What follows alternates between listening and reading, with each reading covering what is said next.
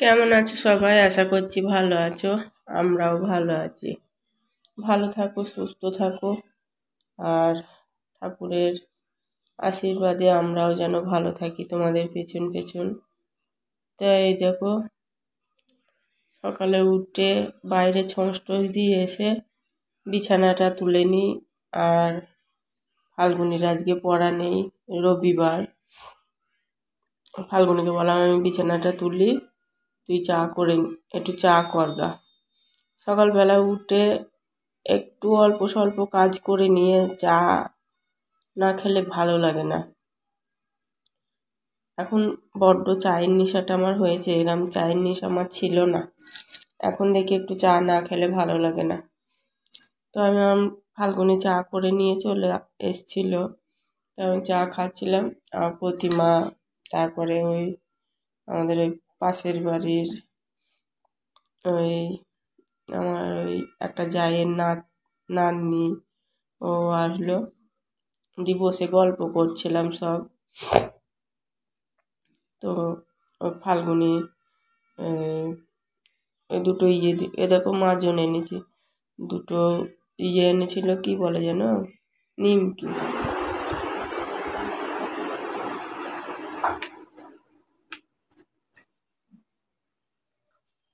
বিছানা তুলে চাটা খেয়ে ওই দেখো বাথরুম টাথরুম সব ধুয়ে নিয়ে আসলাম।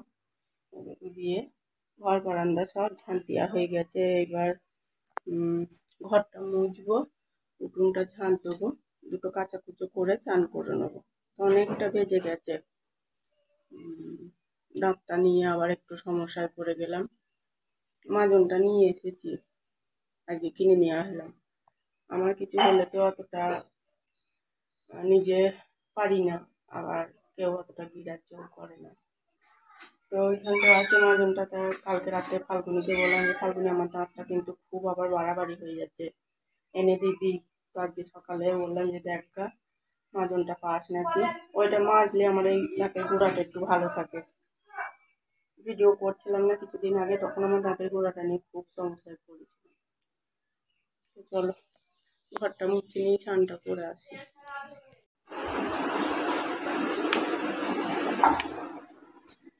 এখন 12টা বাজে, 12টা 4 বাজে দেখলাম।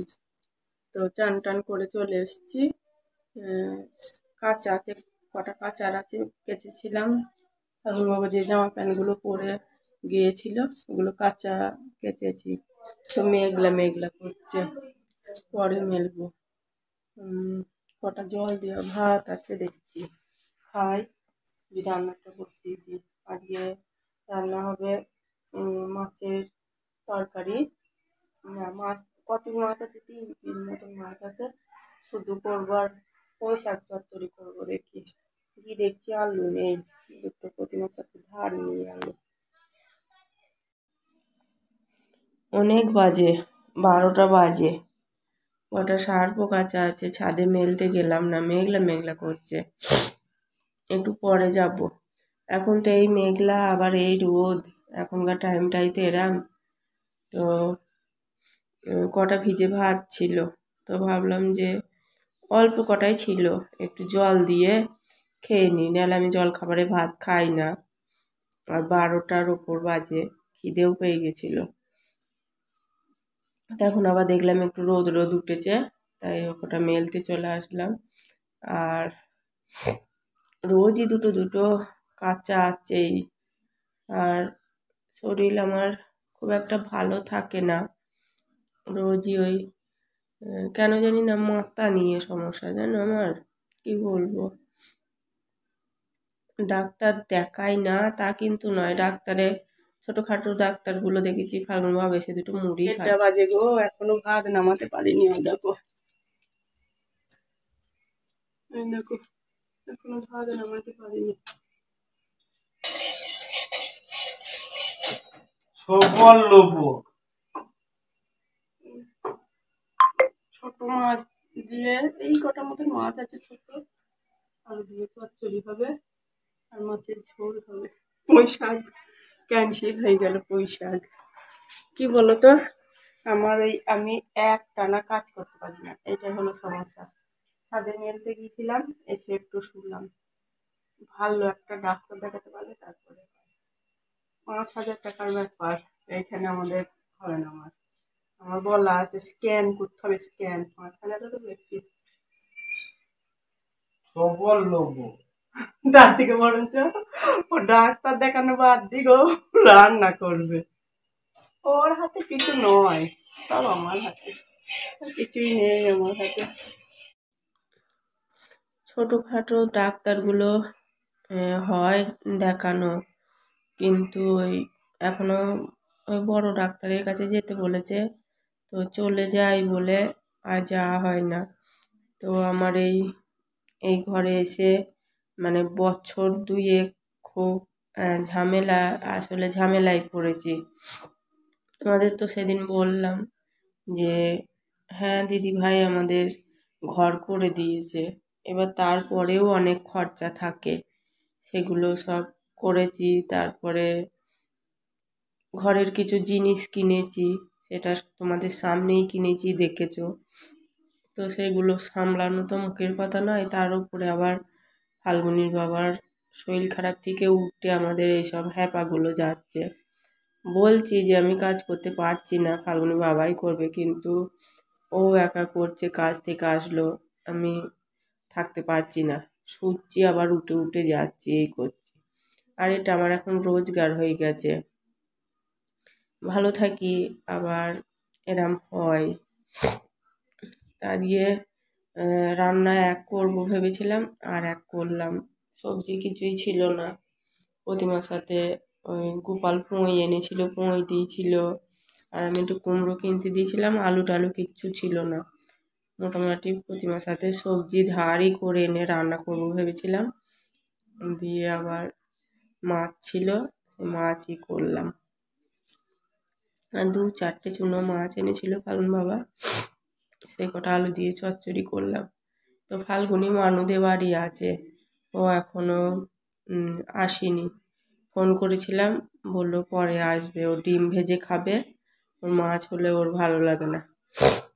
তো মানুদের বাড়ি থেকেও আবার সেই ডিমের ভুজিয়া করে আলু দিয়ে তরকারি করেছিল, সেইটা এনেছিল। আর এসে ডিমের বড়া ভেজে নিয়েছিল।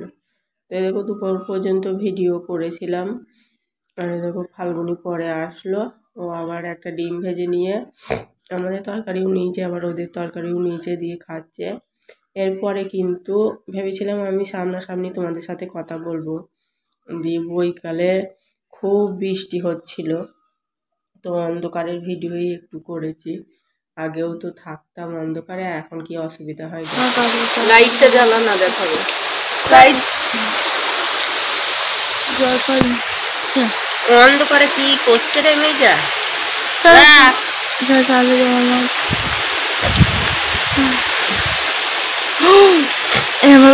ফোনে জল পড়বে, রেখে দে। কি রে? হ্যাঁ তাই তো, বারু নিয়ে সেখানে একটা কেলা আছে, ওই দেখো। জানিস তুই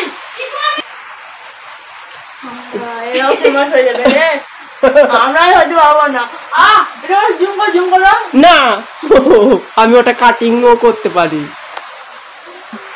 মোমবাতিটা নিয়ে গেলে কোথায়?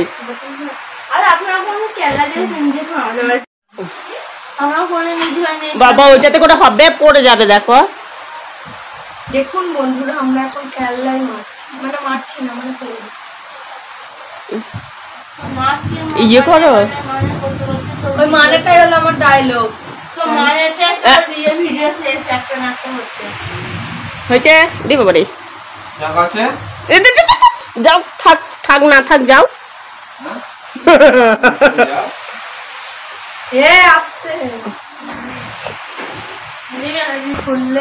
লাগছে বেসরম ধারা কর, বাবরে বাবরে।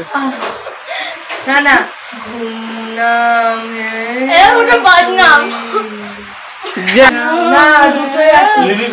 হ্যাঁ আর কি তো সব সময় এখনকার কোথায় প্যান্টটা ভিজে গেল বেচারি, তখন তো এই আলোতে থাকতে হতো, এই আলোতে থাকতে হতো, গরমে ঘুম চলে আসতো, গরমও হতো না। তখন মুখখানা নিয়েছে কি করছে, ভয় পেয়ে গেছে করে কাঞ্চনা করে না